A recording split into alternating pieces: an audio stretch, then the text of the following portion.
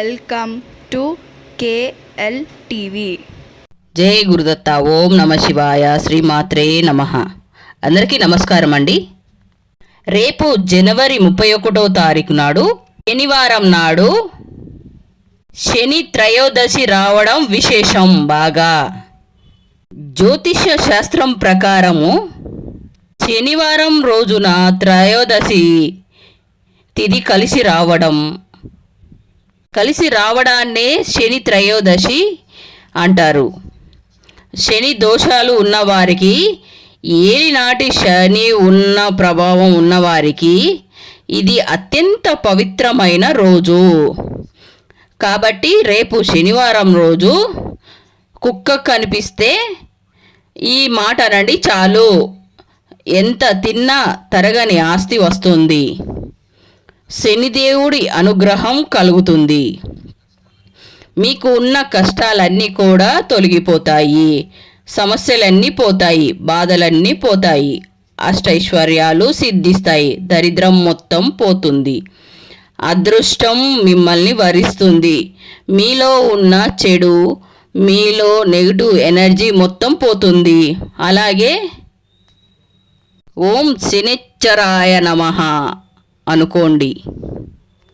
శనిదేవుడికి ఇష్టమైన రోజు శనివారం రోజు. శివుడికి అత్యంత ప్రీతికరమైన రోజు త్రయోదశి. ఈ రెండు కలవడం వల్ల, శనిదేవుడిని శివుడిని రెండు కలవడం వలనే, ఇద్దరిని పూజించడం వల్ల రెట్టింపు ఫలితాలన్నవి మనకి వస్తుంది. మీ జాతకంలో శని ప్రభావం వల్ల ఆటంకాలు, అనారోగ్య సమస్యలు, మరియు మానసిక ఒత్తిళ్ళు ఉపశమనం పొందడానికి ఈరోజు చేసే పూజలు చాలా కీలకం. ఇక చాలామంది కుక్కల్ని పెంచుకుంటూ ఉంటారు, కొంతమంది కుక్కలు పెంచరు. వీధుల్లో చాలా కుక్కలు తిరుగుతూ ఉంటాయి. వీధి కుక్కల్లో కొన్ని కుక్కలు మంచిగా ఉంటాయి, ఇంకొన్ని కుక్కలు మంచిగా ఉండవు. అవి చాలా దారుణంగా ఉంటాయి. అందరినీ చూసి అరవడం, కరవడము అంటి పనులు చేస్తూ ఉంటాయి. నిజానికి ఎవరిని ఏమీ అనవు ఆ కుక్కలు. మనము వాటిని కదపకుండా ఉంటే అవి కూడా మనల్ని కదపకుండా ఉంటాయి. కానీ కొన్ని కుక్కలు మాత్రం మనము ఏమీ అనకపోయినా మన మీదకే ఎగబడుతూ ఉంటాయి. అలాంటి కుక్కలకి మనం దూరంగా ఉంటే చాలా మంచిది. ఇలా అవి కాకుండా మరి కొన్ని వీధి కుక్కలు చాలా మంచిగా ఉంటాయి. ఆ వీధిలో ఉన్న మనుషులతోటి చాలా ఫ్రెండ్లీగా ఉంటుంది. అంటే వీధుల్లో నివసించే మనుషులతోటి ఫ్రెండ్లీగా ఉంటుంది. కొత్త వారు ఎవరైనా వస్తే వారిని చూసి అరుస్తూ ఉంటుంది, కానీ ఎవరిని కరవవు. ఇలాంటి మంచి కుక్కలకు రోజు ఒక ముద్ద అన్నం వేస్తే చాలు, చాలా పుణ్యం వస్తుంది. ప్రత్యేకించి రేపు శనివారం అంటే శని త్రయోదశి రోజు ఇలాంటి వీధి కుక్కలు కనిపిస్తే ఈ మాట అనండి చాలు, ఎన్నటికీ తరగని ఆస్తి వస్తుంది, మీకు ఉన్న కష్టాలు పోతాయి, శనిదేవుడు అనుగ్రహం వస్తుంది. ఎందుకంటే శనిదేవుడికి కుక్కలంటే చాలా ఇష్టము. కుక్కలను ఇతర మూగ జీవాలని అనవసరంగా హింసిస్తే శనిదేవుడు ఆగ్రహానికి గురి అవుతాడు.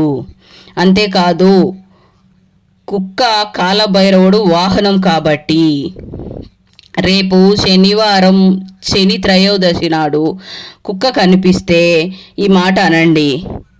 మరి ఇంతకీ శనివారం రోజు కుక్క కనిపిస్తే ఏం చెయ్యాలి అని ఇప్పుడు మనం ఈ వీడియోలో వివరంగా మనం తెలుసుకుందాము. మనలో చాలామంది కుక్కలకి ఆహారం పెడతారు. ఇంట్లో పెంచుకునే కుక్కలకు లేదా వీధిలో తిరిగే కుక్కలకు ఆహారం పెడతారు.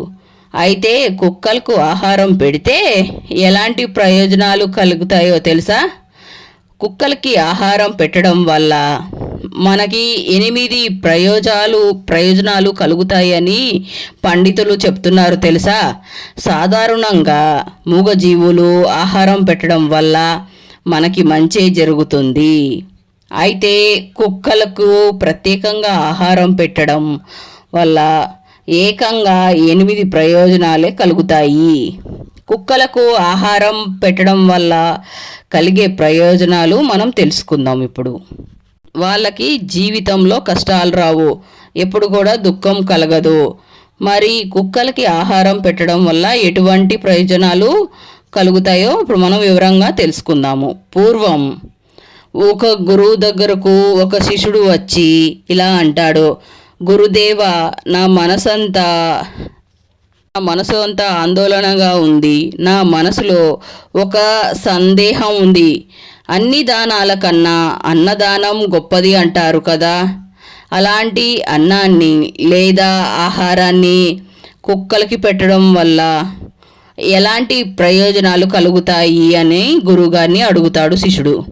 అప్పుడు ఆ గురువు, నాయనా, కుక్కలకి ఆహారం పెట్టడం వల్ల 1 కాదు 8 ప్రయోజనాలు కలుగుతాయి.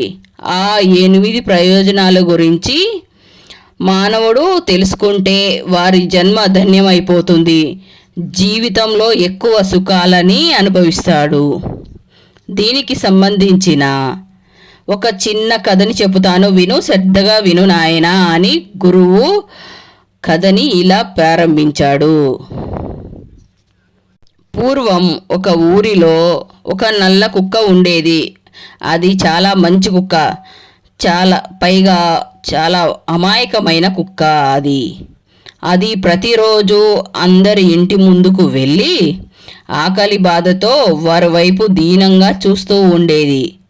కానీ దానికి ఎవరూ ఆహారం పెట్టేవారు కాదు. ఆ గ్రామంలో అన్ని చోట్ల తిరిగి చివరికి గ్రామం బయటకు వచ్చింది.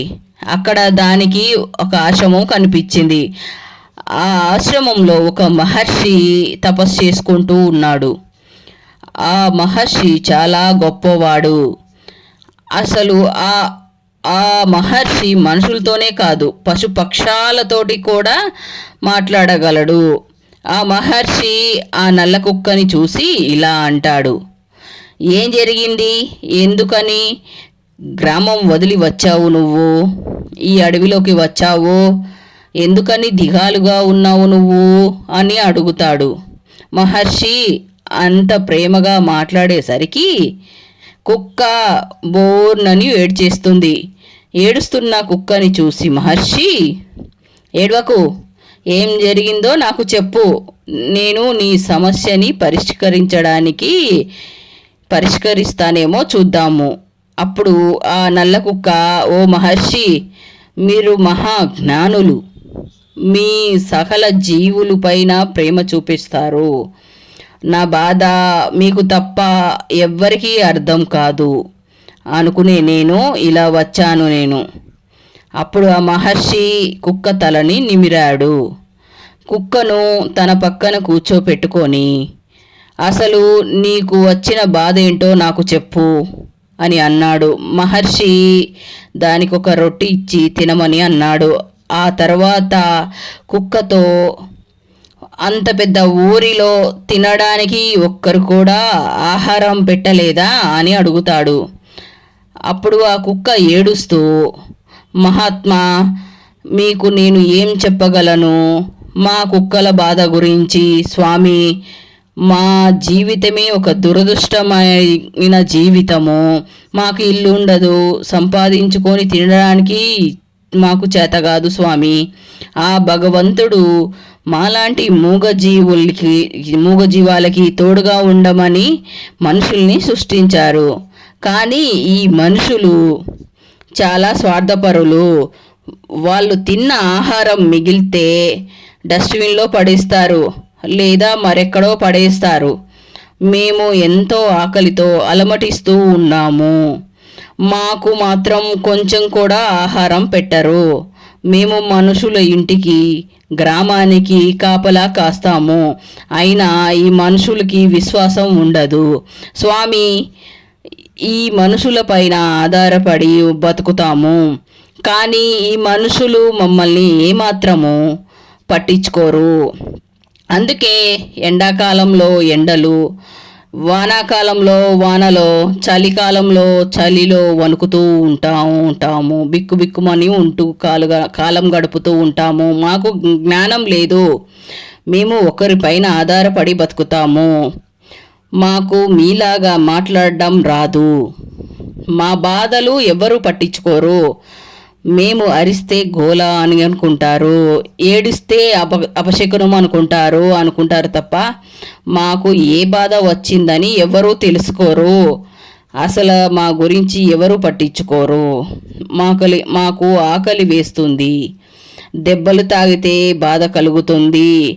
మాకు కూడా మీలాగనే ఏడవడం వచ్చు. కేవలం ఈ 3 విషయాలలోనే మీరు సమానమే. ఆ భగవంతుడు ఈ కష్టాలని అనుభవించాలని ఈ జన్మని మాకు ప్రసాదించాడు. మేము స్వతంత్రంగా జీవించలేము. మాకు నచ్చినవి మేము తినలేము. మేము ఖచ్చితంగా మానవులపైన ఆధారపడి జీవించాల్సిందే. మనుషుల ఇంట్లో ఒక బిడ్డ జన్మించగానే ఒక వేడుకగా జరుపుకుంటారు. కానీ మేము జన్మిస్తే ఎవరు సంతోషిస్తారు?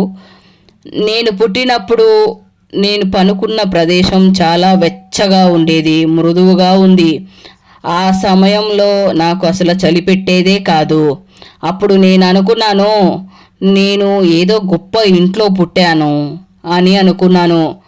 మా అమ్మ నాకు గొప్ప ఇంట్లో జన్మనిచ్చింది అని అనుకున్నాను. కానీ నేను కళ్ళు తెరిచి చూస్తే అప్పుడు అర్థమయ్యింది, నా తల్లి నాతో పాటి పుట్టిన నా 4 అన్నలను తన గుండె పైన పెట్టుకొని పనుకుంటుంది. మేము మొత్తం 5గురము. నేను అందరికన్నా చిన్నవాడిని, నల్లవాడిని. మిగిలిన మా 4 అన్నలు తెల్లగా ఉన్నారు. 2 రోజుల తర్వాత మా తల్లి మమ్మల్ని వదిలి ఆహారం కోసం బయటికి వెళ్ళింది. మీకు తెలుసా స్వామి, మా అమ్మ ఆహారం సాధించడానికి చాలా కష్టపడేది. ఒక్కొక్కసారి ఆహారం దొరికేది, ఒక్కొక్కసారి ఆహారం దొరకపోయేది. మా అమ్మ చక్కగా ఆహారం తింటే మా అమ్మకు బలం వస్తుంది. దానితో కడుపు నిండా పాలిచ్చేది. కానీ స్వామి, మా అమ్మకి ఆహారం దొరకడం చాలా కష్టంగా మారింది. అందులోనూ నేను పుట్టింది వానలు ఎక్కువ పడడంతో మేమున్న చోటికి బాగా నీరు వచ్చేసింది. మా అమ్మ మమ్మల్ని వదిలి బయటకి వెళ్ళలేకపోయింది. దాంతో 2 రోజులు మాకు ఆహారం లేదు. ఆహారం లేక చలికి వణుకుతో మా అన్నలు 3 చనిపోయారు. మా అన్నలు చనిపోవడంతో మా అమ్మ చాలా ఏడ్చింది. కానీ ఎవ్వరూ మా బాధని పట్టించుకోలేదు. ఇక చివరిగా నేను, మా చిన్నన్నయ్య, అమ్మ మిగిలాము. మేము చాలా బాధపడ్డాము. ఎందుకని భగవంతుడు ఇన్ని పరీక్షలు పెడుతున్నాడు అని. ఇక కొన్ని రోజుల తర్వాత మా అమ్మతో పాటు నేను, మా అన్నయ్య కూడా ఆహారం ఎతకడం కోసం వెళ్ళాము. ఈ మనుషులకు మాలాంటి చిన్న చిన్న జీవాలను చూసి జాలి కూడా కలగలేదు. అప్పుడు కూడా మా అమ్మకి ఆహారం పెట్టలేదు. మీకు తెలుసా స్వామి, మా అమ్మ గ్రామాన్ని చాలా బాగా సంరక్షించేది. ఎవరైనా కొత్తవారు వస్తే వారిపైన అరిచేది. పొలంలోకి ఏ జంతువు రాకుండా చూసుకునేది. మా అమ్మ వల్ల ఇతర గ్రామాల కుక్కలు మా గ్రామంలోకి వచ్చేవి కాదు. ఇంతలా గ్రామాన్ని కాపలా కాసే మా అమ్మకు కనీసం ఒక్కరు కూడా ఆహారం పెట్టేవారు కాదు. మా అమ్మ ఎలాగైనా సరే ఆహారం సంపాదించాలని చాలా కష్టపడేది. కొందరు మా అమ్మని కొట్టేవారు. అలా ఒకరోజు మా అమ్మ మా ఆకలి బాధని చూసి తట్టుకోలేక ఒకరింట్లోకి వెళ్ళి వాళ్ళు వండుకున్న రొట్టెను తీసుకొని బయటికి వచ్చింది. అది చూసి ఆ ఇంట్లో వారు, చుట్టుపక్కల వారు మా అమ్మని కొట్టారు. మా అమ్మ వారి కొట్టిన దెబ్బలను భరించి మా కోసం ఒక రొట్టెని తెచ్చింది. మా అమ్మ కష్టాన్ని చూసి మాకు చాలా బాధ కలిగింది. ఒకరోజు మా గ్రామంలో ఒక సేటు తనకి బాగా లాభాలు వచ్చాయని, ఒకరోజు మా ఊర్లో ఉన్న ఆ సేటుకి బాగా లాభాలు వచ్చాయని భోజనాలు పెట్టించాడు అందరికీ. భోజనాలు తయారు చేసే వాళ్ళ వద్దకు మా అమ్మ వెళ్ళింది. అక్కడ భోజనం తయారు చేసేవారు మా అమ్మ పైకి కర్ర విసిరారు. దాంతో మా అమ్మకి గాయం అయ్యింది. కొంచెం సమయం అయిన తర్వాత అందరికీ భోజనం వడ్డించారు. మా అమ్మ ఆకలి తట్టుకోలేక భోజనాలు తయారు చేసిన ప్రదేశంలో వెళ్ళింది. ఇంతలో అక్కడికి వంటవారు వచ్చారు. మా అమ్మని చుట్టుముట్టి కొట్టబోయారు. మా అమ్మకి వేరే మార్గం లేక పక్కన భోజనం చేసేవారి పైనుంచి దూకింది. అందరూ తినే ప్రదేశం నుంచి లేచి, కుక్క తిన్న ఆహారాన్ని మేము తినము, కుక్క మా పైనుంచి దూకింది, మేము ఈ ఆహారాన్ని మేము తినము అని వేరే వాళ్ళు వచ్చి ఆ కుక్క ఏ ఆహారం తినలేదు, దాని కాలితో తొక్కలేదు, మా వాళ్ళు పెట్టిన కంగారుకి అది బెదిరిపోయింది తప్ప అది చాలా మంచి కుక్క. అయినా నగరంలో స్వయంగా వాళ్ళ చేతులతోటి ఆహారం పెడతారు, వాటితో చక్కగా స్నేహం చేస్తారు, మనలాగా కుక్క కనిపించగానే కొట్టరు అని అన్నారు. కానీ గ్రామంలో కొందరు మాకు ఈ ఆహారం వద్దు అని చెప్పారు. దాంతో చాలా ఆహారం వృధా అయిపోయింది. అప్పుడు మా అమ్మ తరఫున మాట్లాడిన వారు ఆ సేటు వద్దకు వచ్చి, పోనీలేండి, వారు తినకపోతే ఏమైంది, మన గ్రామంలో పేదవాళ్ళు చాలామంది ఉన్నారు, వారికి ఆహారం పెడదాం, మీరు బాధపడకండి అని చెప్పి ఆ సేటు తయారు చేసిన ఆహారాన్ని పేదవారికి పంచిపెట్టారు. అయితే ఒక వ్యక్తి మా అమ్మని చూసి జాలిపడి ఆ ఆహారం పెట్టారు. మా అమ్మ చాలా రోజుల తర్వాత మంచి ఆహారం తింది. ఇంతలో సాయంత్రం అయ్యింది. మా అమ్మ అలసిపోయి నిద్రిస్తుంది. అప్పుడు ఆ సేటు ఒక కర్రని తెచ్చి మా అమ్మ కొట్టడం మొదలుపెట్టాడు. మా అమ్మ అరుపులకి గ్రామంలో వారంతా వచ్చారు. అలా మూగ జీవాలని హింసించడము తప్పు. అయినా మీ ఆహారం ఏమీ వృధా కాలేదు సేటు గారు, ఎందుకని ఈ మూగ జీవాన్ని కొడుతున్నారు, బాధ పెడుతున్నారు అని అడిగారు. అయినా ఆ సేటు మాట వినకుండా మా అమ్మని కొట్టారు. అప్పుడు ఒక వ్యక్తి, ఇలాగే ఈ కుక్కని కొడితే పోలీసులు వచ్చి మిమ్మల్ని అరెస్ట్ చేస్తారు, మీ ఇంటికి మీరు వెళ్తారా లేక పోలీసుల్లోకి ఫోన్ చేయమంటారా అని అన్నారు. దాంతో ఆ సేటు వెళ్ళిపోయాడు. మా అమ్మ కుంటుకుంటూ మా వద్దకి వచ్చి జరిగిందంతా కూడా చెప్పింది. అప్పుడు మేము అనుకున్నాము, మేము ఏ జన్మలో ఏ పాపం చేశామో, కనీసం తినడానికి తిండి కూడా దొరకడం లేదు అని బాధపడ్డాము. మళ్ళీ ఇలాగే ఒక సంఘటన జరిగింది. ఒక సాధువు తీర్థయాత్రలు చేసుకుంటూ మా గ్రామంలోకి వచ్చి ఒక చెట్టు కింద కూర్చొని రొట్టెలు చేసుకుంటూ ఉన్నాడు.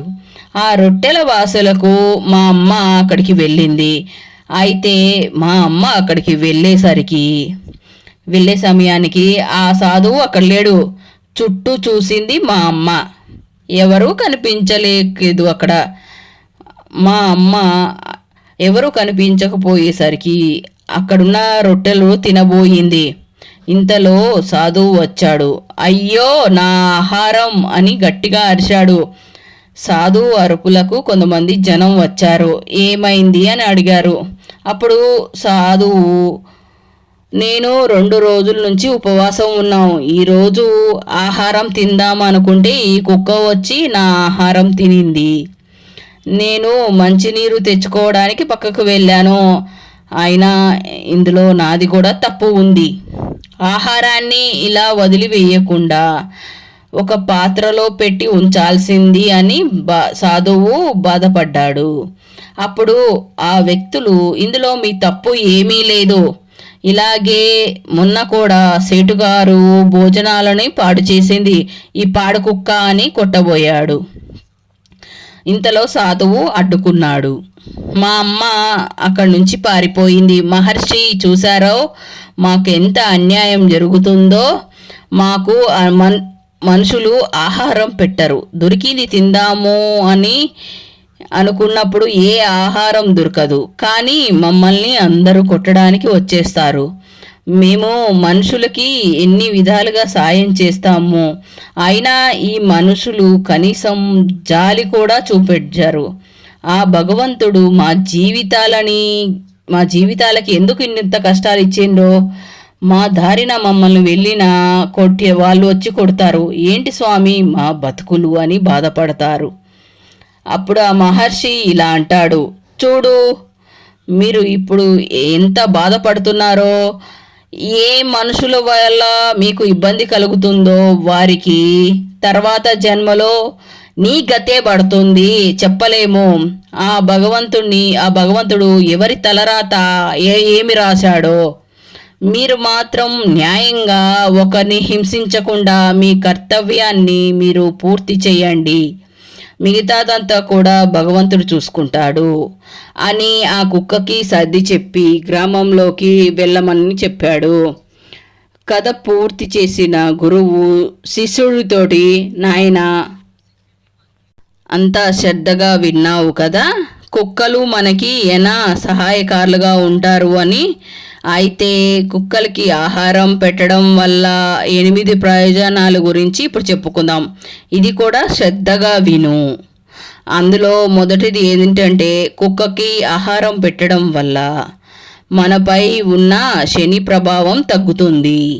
ఎందుకంటే శని ప్రభావం మన పైన ఉంటే మనకి కష్టాలు తప్పవు. కుక్కకి ఆహారం పెట్టడం వల్ల శని యొక్క చెడు ప్రభావం ఎంతో కొంత తగ్గుతుంది. ఇక రెండోది, కుక్కకి ఆహారం పెట్టడం వల్ల ఇంట్లో ఎప్పటి నుంచో జరగని ఆగిపోయిన శుభకార్యాలన్నీ జరుగుతాయి. వివాహం కాని వారికి వివాహం జరుగుతుంది. సంతానం కోసం ఎదురు చూసే వారికి సంతానం కూడా కలగవచ్చు. అలాగే మూడవది ఏమిటంటే, కుక్కలకు ఆహారం పెట్టడం వల్ల లక్ష్మీదేవి అనుగ్రహము మీ కుటుంబం పైన ఎల్లప్పుడూ ఉంటుంది.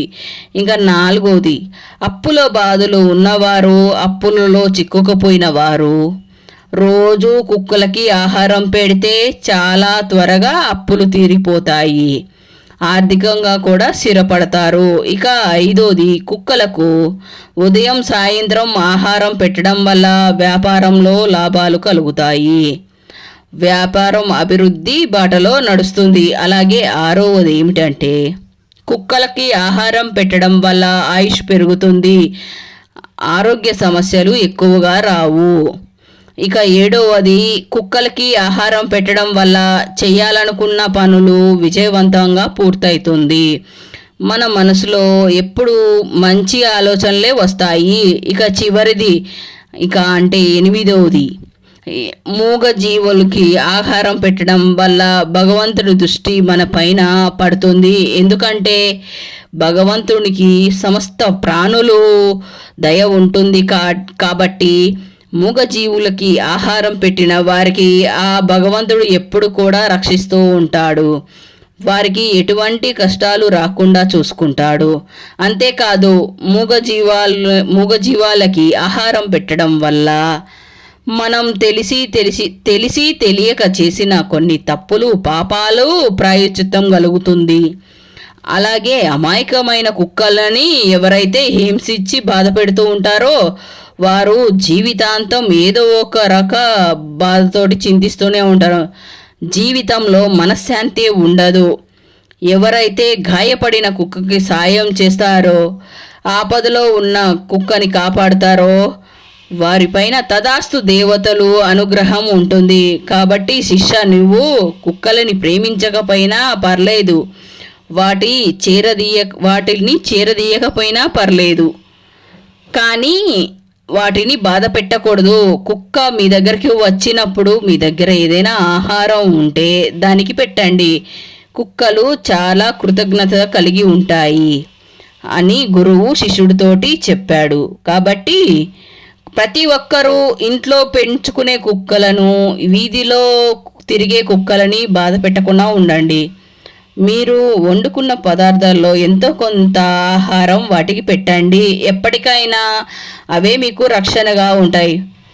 ప్రతి ఒక్కరూ కుక్కలకి ఆహారం పెట్టి ఈ 8 ప్రయోజనాలు పొంది ఆనందంగా జీవించగలరు. ఇక వీడియోలోకి వస్తే, కుక్కలు విశ్వాసంగా ఉంటాయి.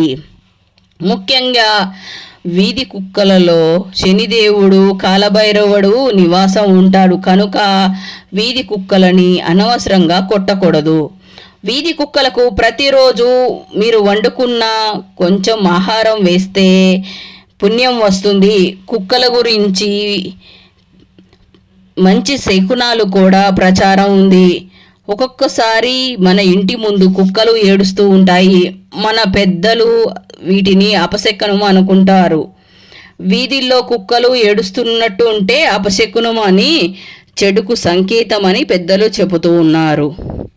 మన ఇంటి బయట కుక్కలు ఏడుస్తూ ఉన్నట్టు ఉంటే మన ఇంటికి ఒక పెద్ద సమస్య రాబోతుంది అని అర్థము. కుక్కల ఏడుపు నష్టాన్ని సూచిస్తుంది.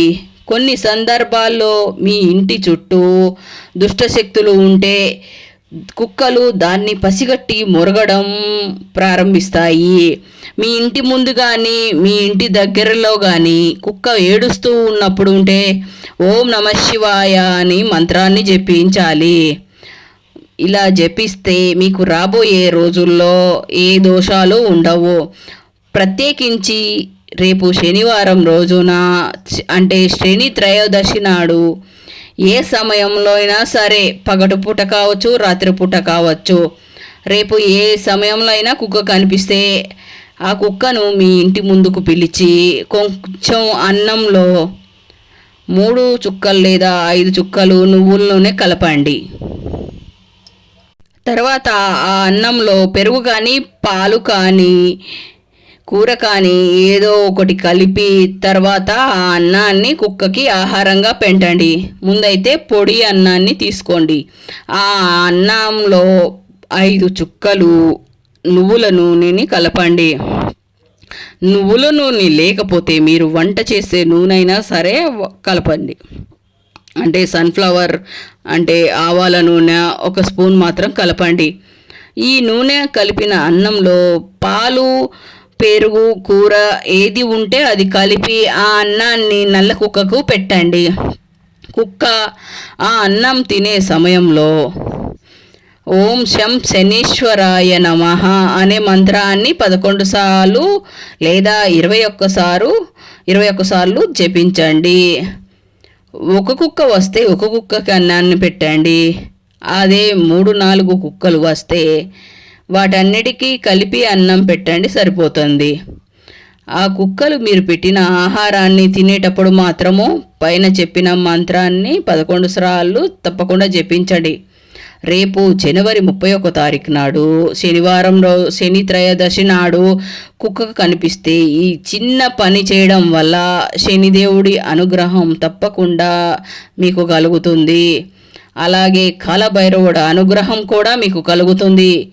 మీ జాతకంలో శని ప్రభావం వల్ల కలిగే ఆటంకాలు, అనారోగ్య సమస్యలు, అలాగే మానసిక ఒత్తిడులు ఉపశమనం పొందడానికి ఈ రోజే చేసే పూజలు చాలా కీలకం. ఈ శని త్రయోదశి నాడు శనికి నువ్వులు నూనెతోటి అభిషేకం చేయడం చాలా అత్యంత ఉపయోగకరము.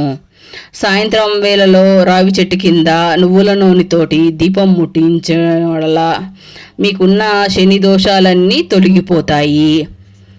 శని త్రయోదశి ప్రదోష సమయం కాబట్టి శివునికి అభిషేకం చేయడం వల్ల మీకున్న శనిపీడ తొలగిపోతుంది. రేపు శనివారం నాడు నల్ల నువ్వులు, నల్లని వస్త్రం లేదా ఇనుప వస్తువులను పేదలకి దానం చేయడం చాలా మంచిది. మేము చెప్పిన విధంగా పరిహారాల్ని పాటిస్తూ శనిదేవుణ్ణి పూజిస్తే మీకున్న శని దోషాలన్నీ, అష్టకష్టాలన్నీ పోతాయి. మీ జీవితం అద్భుతంగా మారుతుంది. అష్ట ఐశ్వర్యాలతోటి ఉంటారు. తరతరాలకి తరగని ఐశ్వర్యం వస్తుంది. మీకు అన్ని శుభాలే జరుగుతాయి. కనుక రేపు శనివారం శని త్రయోదశి నాడు మీకు కూడా కుక్క కనిపిస్తే మేము చెప్పిన ఈ చిన్న పనిని చేసి మంచి శుభ ఫలితాన్ని కలిగే విధంగా చేసుకోండి. ఆ శివయ్య ఆశీర్వాదం, ఆ కాలభైరవుడు ఆశీర్వాదం, ఆ శనీశ్వరుడు ఆశీర్వాదం తప్పకుండా పొందండి కుక్కకి ఆహారం పెట్టి. జై గురుదత్త. ఓం నమ శివాయ. శ్రీమాత్రే నమః.